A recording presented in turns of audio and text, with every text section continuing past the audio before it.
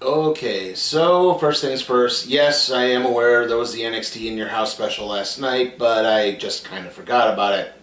And I wasn't the only one, apparently, because I don't think anyone on social media spoke about it at all until, well, it was over, and then you could go to, like, Cage Side Seats or someplace to get the results.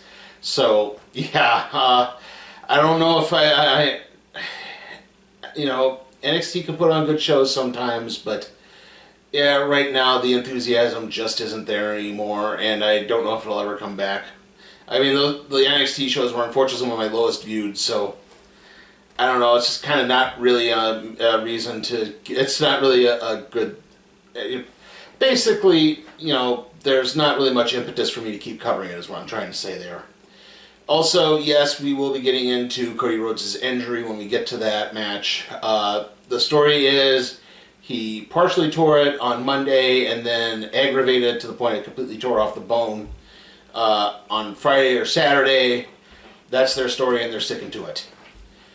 Anyway, with Hell in a Cell 2022, the first match that started up, there were no kickoff show matches again, so again, not real reason to watch kickoff shows now. Anyway, we had the triple threat match for the Raw Women's Championship, Bianca Belair versus Asuka versus Becky Lynch. This was not in the cell for some reason, even though it's Hell in a Cell, and I think we should have more than one match in there. Right. Also, I noticed Bianca Belair's intro doesn't have her whip crack anymore for some reason. Anyway, early on there was some quick double teams from both against Becky Lynch by Bianca and Asuka. That did not last out, and they eventually started going after each other, which allowed Lynch to kind of gain an advantage by trying to get sneaky pins throughout the whole match. Lynch threw Belair into Asuka at one point and then hit her guillotine leg drop. Asuka broke up a pin with a Shining Wizard. Asuka hit code breakers on both Lynch and Belair. At one point, Bianca hit her electric chair drop finisher, I can't remember what it's called, on both Asuka and Becky and tried to pin both of them. At one point, Asuka put both of them in, both Becky and Bianca in the ankle lock. Bianca tried to get out of the KOD at one point, or tried to hit the KOD on the apron. Asuka broke that up with a hip attack. There was a big schmoz in the ring again after that. This was a really good match. There were very convincing points where it looked like each of the three women could have won this match. Basically, what happened was, Lynch eventually hit the manhandle slam on Asuka, but Bianca Belair took a page out of Becky's playbook and threw Becky out of the ring to cover Asuka instead for the 3 count and the victory. So, yeah, Bianca retains. Like I said, really good match, real high drama. At various points, it looked like any of the 3 women could have won the match. It definitely said momentum throughout, most with a lean towards Lynch. She was, like I said, constantly trying to get the sneaky pins, oh, hey, someone's just a bit slow, I'm going to swoop in and try to cover here. I'm going to counter this roll-up. I'm going to counter this into a small package throughout the whole thing. Really well done. Really good way to kick off the show. After that, we had the 2-on-1 handicap match, Bobby Lashley versus Omos and MVP.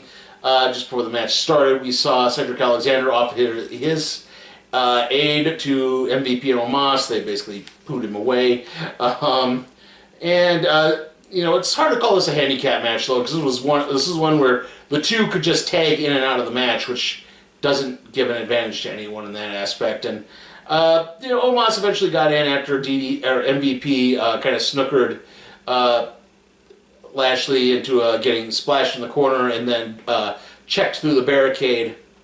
And then through it all, like I said, Lashley got a few licks here. He eventually got a spear on MVP. Omos broke up the pin. However, at that point, Cedric Alexander hit the ring and caused just enough of a distraction for for Lashley to spear Omos and put MVP in the Hurt Lock, and MVP tapped out to win. And then sometime afterwards, Lashley came over to Alexander and Alexander was like, "Hey, that wasn't for you. That was for me. I'm tired of getting walked on all over here. I'm good. From now on, I'm only in this for myself." And he's like, "Okay, but don't ever interfere in one of my matches again." So that's basically how that ended. It was an all-right match. I think Lashley kind of had to win this one to get the feud back on. I will say this. Afterwards, Lashley grabbed a replica WWE Championship, not a Universal Championship, a WWE Championship, and said, "Hey, I'm throwing my hand in the ring to go after this again." I guess just that one, not the Universal Championship. So I guess we'll see how that turns out come Money in the Bank. And that leads us into our next match, which was Kevin Owens versus Ezekiel, who is not Elias. Owens called Ezekiel Elias for the whole thing. But of course, he right off the bat, though, he got caught with a flying knee and then an elbow drop. Didn't quite get the 3 count in the Ezekiel did not quite get the 3 count in the victory. Owens threw Ezekiel in the ring post. Owens again constantly screamed Elias as the crowd was constantly chanting Zeke. Elias blocked a Ezekiel, not Elias, blocked a swanton. Owens came back with a pop-up powerbomb.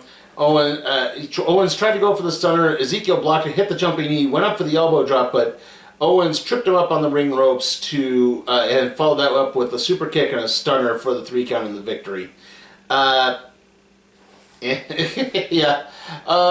Owens did a good job selling this match, but that was about all I could really say about it. It was, other than that, mostly forgettable. Okay, our next match is the 6-person mixed tag. Liv Morgan, Finn Balor, and AJ Styles against Edge, Damian Priest, and Rhea Ripley, otherwise known as the Judgment Day. Right off the bat, Morgan and Ripley... they called Morgan and Ripley longtime tag team partners, which they were only tag team for like 2 months. Exactly. I don't think that's a long time. Right off the bat, there was a big 6-way brawl to start things off. Morgan hit a springboard head scissors on Ripley. Styles and Edge got tagged in, and Damian Priest and everyone wanted Edge to get in, but Priest offered to put himself into the match. Balor got in at some points. Eventually, Styles got a hot tag and hit the Ushigoroshi on Edge. He had a phenomenal forearm, but Priest broke up the pin. Rhea then tripped up Balor on the top rope. Balor fought back, and he went for the coup de grace, but again, Rhea Ripley interfered, stood in the way, allowed Edge to recover, and hit the spear for the 3 count of the victory. I'm sorry if I made this match seem shorter than it was. I'm always trying to keep these wrestling videos a little shorter. But this was a good match. This was fun. Again, could have believed the good guys could win. I understand why the bad guys did, because, yeah, they sort of need it, for lack of a better term. It's just that, if you're going to get this heel faction over, they need to look dominant early on so that when they do eventually lose, it's a big deal. And, a month or so after being fully formed, at least at this point, I don't know. But, it seemed like a little bit of a jump the gun, especially when you could push them as far as they could be. After that, we have the no-holds-barred match, Happy Corbin versus Madcap Moss. This is the only Smackdown match on this card. So much so that Pat McAfee wasn't even in town for this. They brought Corey Graves out to call the match with Michael Cole. That's just kind of how sad this was. Early on, Corbin threw Moss in the LED board at the top of the ramp. Moss came back through the announcer chair at Corbin. At one point, Corbin teased getting on a table. When the crowd started chanting for it, he stopped. And he said, "Nope, I'm not getting on a table. I'm not playing to you." Which is actually a great point. Moss countered on a whip and sent Corbin headfirst into a chair. Corbin eventually came back. He chop blocked Moss. He threw him off the announcer table. He started to go for a Pillmanizer, but Moss fought out of it. DDT'd Corbin on the chair, and then used the ring steps to Pillmanize Corbin, and then got the 3 count of the victory. So, yeah, not a bad match in this case. We don't quite get the. Again, hopefully this feud is finally over. It's like I am interested to see what they do with Moss after this, see if they can actually build his character any. But yeah, other than that, again, just kind of a forgettable match. And after that, we had the United States Championship match, Austin Theory versus Mustafa Ali. Ali is from Chicago, which is where the pay-per-view is being held, which means he has no chance. Early on, Ali did send Theory out of the ring with a head scissors. He followed that up with a big crossbody outside. Theory hit a flapjack into the ring post after that. At one point, Ali tried to fight out of a superplex by hitting a moonsault out and landing on his feet, but he tweaked his knee in the process. He then tried to hit a super kick as Theory gave him a flying nothing. However, both men basically collided at the knee at that point, and both were selling an injured knee. But eventually, Theory hit a springboard Spanish fly off of the top rope and started to go for the AT down, but then Ali countered that into an STF, but Theory got into the ropes. Ali tried to go up for the top rope one more time. Again, Theory tripped him up. A lot of tripping up on the top rope maneuvers in this. And hit the AT down for the 3 count of the victory. Again, not surprising. Overall, though, solid, decent match. Good work between both guys. Again, just an unsurprising ending there. Okay, and that leads us into our main event, the Hell in a Cell match between Cody Rhodes and Seth freaking Rollins. Again, Cody injured, and it seems pretty legit from everything I've heard, and judging by what you're about to see, yeah, even my dad looked up a torn pectoral muscle online and said, yeah, if that's makeup, they got it right. So it's like, I mean, it was, that's, anyway, Rollins came out and immediately trolled Cody by wearing polka dots. And then later he pulled out a polka dot weightlifting belt. Cody struggled with his ring jacket as he entered. Right off the bat, Rhodes hit a disaster kick, went for a Cody cutter. And then that but that tweaked the injury even more, and that allowed Rollins to come back, get a kendo stick out from under the ring. And again, I think, you know, when he swung it at Cody into the bad area, he actually tapped him like about that hard. But not more than that. Excuse me. Eventually, Rollins did get a table out from under the ring, and the crowd cheered him for it. Rollins went for the frog splash to the table, but Cody countered, rolled out of the way. At that point, Cody pulled out a bull rope, and both of them tied it around their wrist, and they beat each other with that, the cowbell and the end of it.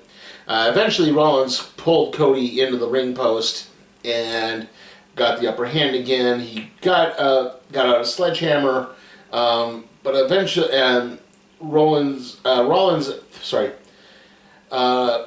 Cody tried to go for the crossroads. Rollins fought out of that, hit the curb stomp, but only got a 2 count on it. Cody hit the crossroads a couple of times. Hit crossroads. Rollins followed it up with a buckle bomb into a table. Rollins then got the sledgehammer, and Cody caught him, tried to go hit the pedigree, and then hit back-to-back crossroads, and then followed that up with a sledgehammer shot for the 3 count of the victory. I'm obviously not doing this match justice again. Again, don't want this to get too unwieldy, but yeah, this was, especially given the circumstances involved, a spectacular match. I mean, to tear your pec like that and compete for 45 minutes in a match. Wow. Yeah, again, I don't know what the future is for Cody right now, because he's obviously going to need surgery for that thing, but it's still, you know, it's going to be a couple of months, which means he's probably not going to win Money in the Bank this year. But it looks like, you know, they're gearing Bobby Lashley up for another big push, so maybe that'll work out. Who knows? Like I said, great match. You know, high drama. I actually thought Rollins would probably win this, since, you know, Cody won the last 2, but nope. I guess with the injury, they decided the better story was Cody winning there. So afterwards, Rollins just looked dejected, and Cody, you know, struggled to celebrate in the ring.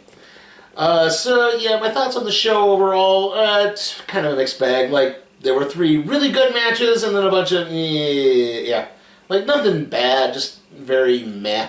And in a 7-match show, 3 out of 7, that's roughly half, which means you give this an average grade. You give it a C. So yeah, like half the show is good, the other half is just kind of meh. Not to mention a few too many repetitive spots. Like I said, a lot of tripping up on the top turnbuckle for some reason got really popular on this show, and I don't know why. Also, again, I think you should have at least 2 Hell in a Cell matches on a Hell in a Cell pay-per-view. Again, just to, make things feel a tiny bit more even. There's a siren going by, sorry. Anyway, like I said, give it a C. That's about the best I can really give to it.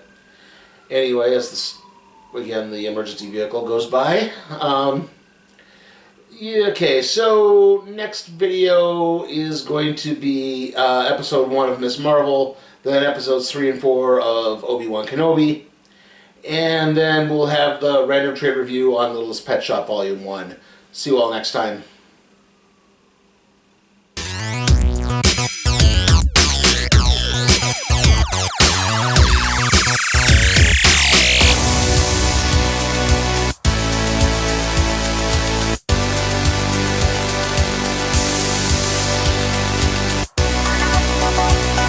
Hey guys, remember to check out my Patreon at patreon.com/SleepyTimeForCat Productions, where you can help me expand my wrestling coverage to stuff beyond WWE, NXT, and the occasional AEW free show.